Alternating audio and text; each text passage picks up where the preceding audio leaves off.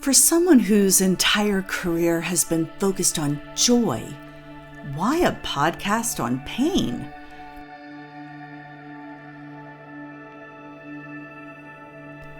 Because these stories need to be told. A good phoenix rising out of the ashes story reminds us all that not only can we survive, we can thrive. And when we emerge, we're different. That's the alchemy of pain.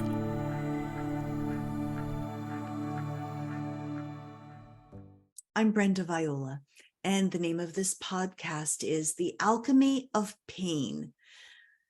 Would seem to be a buzzkill of a name, except for the fact that we all have a story. No one is immune to suffering in life. There's this phrase that says suffering is optional. I don't tend to agree with that. I think everybody faces really difficult stuff. Those dark times, those chrysalis times where you wonder if you're ever going to make it to the other side. And while I used to be a proponent of always focus on the good stuff, the bright side, the silver lining, prop yourself up and get happy, life taught me otherwise. Now, that's not to say that this podcast is about digging into the darkness and staying there. See, I'm a firm believer in the fact that you go through stuff. You shouldn't bypass it. You can't fast forward through it, but you go through stuff. We all go through stuff. And honestly, I want to hear from people who have gone through stuff and come out the other side. How did they remain resilient? Why didn't they give up? What tools did they have in their toolbox that caused them to keep fighting? And how did they change through the process? The alchemy that took place that caused them to be who they are today. Oh, I love a good success story. Please tell me your secrets for making millions and getting a host of followers and influence and realizing all of your dreams. Yes. I want to hear all about that. But I also want to hear about the darkness that inevitably every human being goes through and what they learned in that process. That's what this podcast is about. Now, everybody's probably got more than one pain point. I know I sure do. But the focus will be on one particular pain, how you got through it, and what it taught you. Now, this is episode 0, and it's only fair that I start with myself, and you'll figure out why I'm interested in this topic, because from 2021 until the first quarter of 2023, I was in my own personal chrysalis period. And every time I would think it would be over, phew, we're finally done. Finally, we can get to the good part. Something else, boom, would smack me. And there I was again, needing to find my footing. But in the end, what I found was myself.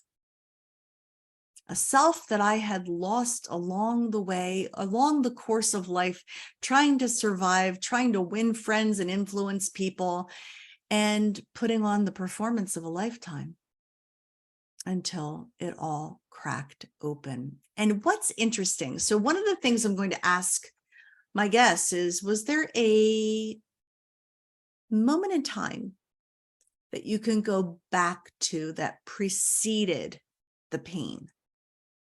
And I vividly remember my own. It was New Year's Eve, leading into 2021.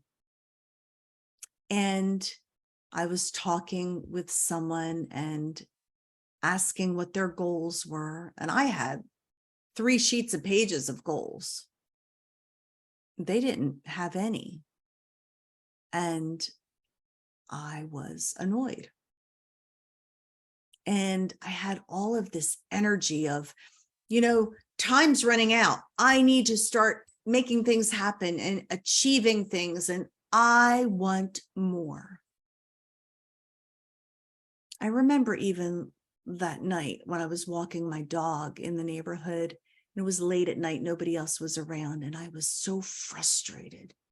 I had felt like I was in a holding pattern in my life, and I screamed to the moon, I want more. It kind of felt good to say those words and to acknowledge them. But I had no idea that those words had such power, because it felt like my entire life cracked open after that. If I had recorded this 2 years ago, I would not have been able to talk about it without crying. But it was a series of losses, huge losses, from my mother, who had moved to Florida so I could spend her final years with her, only to have COVID hit and we weren't allowed to go visit her. I had to wave at her from the window, and this hoped for memory making time with my mom never happened. And then she died. No closure, no warm fuzzies. My mom died, and she was my only remaining parent. So there was that. And it gutted me. Even though my mom wasn't young, anybody who has lost a parent, you understand, that there's nothing like that kind of a loss. And I would walk the dog in the neighborhood and just sob. Everything reminded me of her. And I felt angry that we didn't get to make the memories I had hoped for when we moved her to Florida. And then, just when I was starting to get my footing again, feel like me, my wonderful partner, Mark, tragically and suddenly died. He had some, what he thought were digestive issues, and he kept changing his diet. And I kept saying, please go to the doctor. And I didn't want to be that nagging partner. In retrospect, I wish I had been, but by the time it had worsened and we finally called an ambulance, he died in the ambulance. 60 years old, 61, just a beautiful man who I had hoped to have many, many more years with. We had a home together. He was the one who made things happen. I worked, he was retired. He made sure the grass was cut and the pool was taken care of, and that if there were bugs to be disposed of, he took care of stuff. He just made it work. Plus, he loved me. And I was gutted. I mean, what do I do now? I'm left with just me. And I was so bereft. But because my propensity was always to look on the bright side, find the silver lining, be positive, affirmations, don't give yourself too much space to be sad, I actually deluded myself into thinking, I got this grief thing down. In fact, I probably could write a book on grief, because you know what? I lost my mom, I lost my partner, and look, I'm fine. Boy, was I lying to myself. See, when you say a prayer like, I want more, what you don't realize is what it's going to take for you to not have more, but be more. As Rumi says, it's the wound that allows the light in. I'm paraphrasing. Anyhow, So you would think that was enough. But time marched on, and I realized I couldn't stay in that house. Every reminder of my partner just made me depressed and sad. And I did not want to be depressed or sad. So I went and visited my cousin across the country in San Diego. And I fell in love with a new place. And I thought, this is where I can start again. I'll start a fresh life in San Diego. I'll put my house for sale. I work remotely. I'll just continue working there from a different vantage point. Long story short, I learned that I couldn't take my job with me. Now, as a person who has never been an entrepreneur and always counted on a regular paycheck, I was once again traumatized. I can't take my job with me. Now, there true was the option that I could just stay where I was and continue working, but I knew I had to go. So I left my job, had to make a living. So I started my own company and proceeded to try and sell my house. You know what it's like when you try to sell a house. You've got dozens of people traipsing through your house. It's got to be perfectly clean all the time. There were so many repairs that needed to happen to finally make it sale ready. And then an offer came just in the nick of time. I mean, my goal was to start 2023, start a new life, start a new business, and heal in California.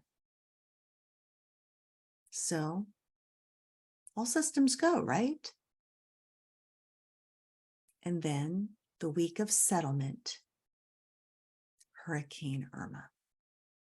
And there was an act of God clause in the sale of the house, which meant it could all fall apart if there was damage to the home. And I remember lying in bed, no electricity, no cell service, certainly, nothing. And just praying, please let the roof stay on. It was terrifying. It seemed like there were more people in heaven than there were in real life that I could call upon. Well, the good news was very little damage was sustained, and I was able to move on to Jacksonville, where I stayed for a period of time while I looked constantly for my place to live in California.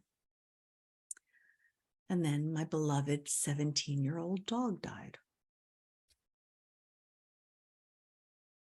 And if that wasn't enough, at 3:00 in the morning, one early morning, I decided I was hungry, and I put a piece of chicken in my throat and started choking and was gasping for breath. If you have ever not been able to breathe, it is the most terrifying thing. So look, I'm just saying, trauma, one right after the next. I was living in flight or fight mode, always on the alert for the next thing to happen. Now, after 50 plus years of sort of Teflon living on the surface and encouraging everybody to get happy,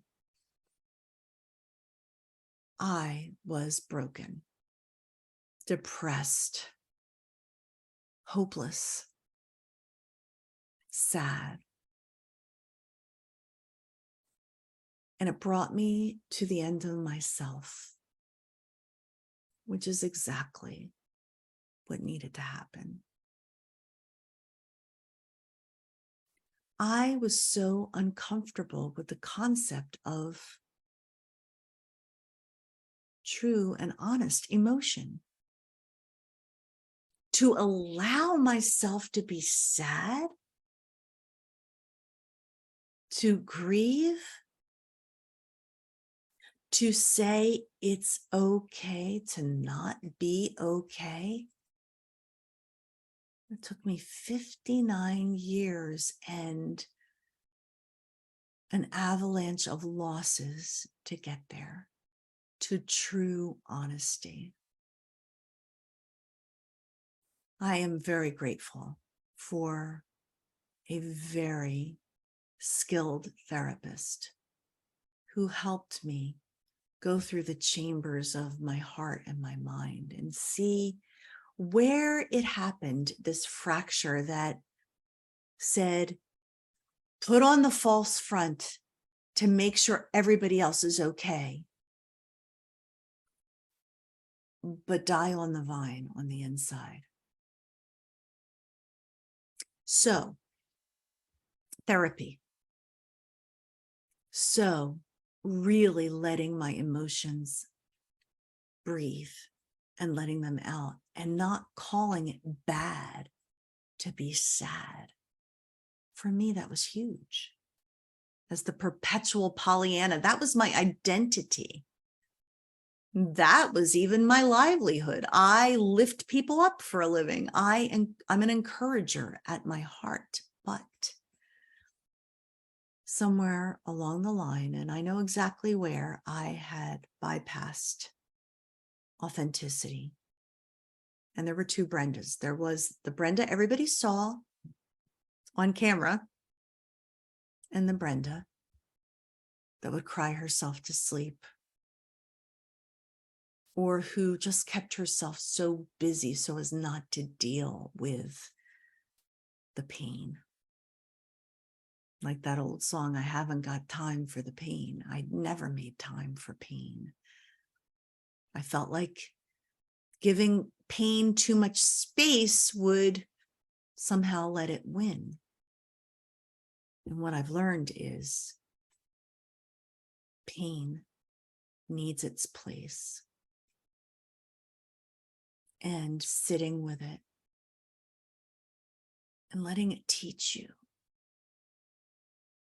what you need to learn. Now, some people maybe don't need to have their lives cracked open to learn beautiful lessons. But my facade had become so thick and strong and crusty. It needed to be broken open. And on the other side of it, no, I would never have chosen the things that I went through. I'd give anything to have my mom or Mark or my puppy dog Shasta back. But here I sit talking to you and saying it was necessary to create or to allow the real me to come out. A me that doesn't have to pretend. What you see is what you get. And that hopefully my story and the stories, I hope we will tell many, many, many stories. And I'm hoping that you, audience, see yourself in the variety of people that will be on this platform. And most of all, find hope. Nobody gets to bypass pain. We walk through the valley of the shadow of death. We walk through it. We don't set up housekeeping there. We don't build a home and live in the valley of the shadow, but we go through it. And I have found that in not trying to be the perfect person or present a pristine life hatched from a rainbow, that we can relate, find encouragement in that, and through our pain, realize our purpose. I've always said my messes are my message, but oh boy, these were more than messes. These were life-altering situations in a span of time. For me, it wasn't one instance, it was a season of instances that changed me forever. In the middle of it, I would never have said thank you. There's always the opportunity to be bitter, or you can become better. And that's the choice I've made. And I'm rooting for all of you. And if you know someone who has a story, how their pain changed them forever, that's what the alchemy of pain is all about. Let's tell these stories and find the beauty from the ashes together. I look forward to telling many beautiful stories that offer hope and inspire. Thanks for tuning in to episode 0. Have a good day.